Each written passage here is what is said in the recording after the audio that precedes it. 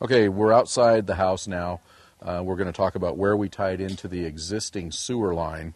And you remember that we had Arizona Blue State come out and mark the ground on the street to give us an idea of where this sewer line is, where it ties into the main line. And when they make a mark in the street and they tell you where your sewer line is, that's within 24 inches of either side of their mark.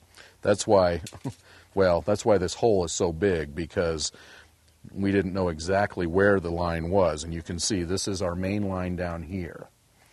So getting back to, this is the pipe coming out of the new bathroom. This is our protective sleeve right here that the pipe runs through. We had a long sweep 90 that drops down to the level of the sewer pipe. These two items here are our cleanouts. We have to have two cleanouts. One going back into the house, this one here going into the sewer line. And that way, if there's ever a clog somewhere, the plumber can put his snake down and snake this way to see if the clog is in the main line, or he can come through this one and go back up into the house and see if he can find the new or the clog that way.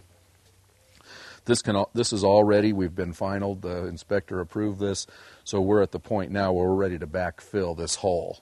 This green line that you see here is our gas line. It's a 1-inch gas line that comes off the main meter, which is in the alleyway. This green coating that you see over it is a Scotch coat, which helps protect the pipe from rotting.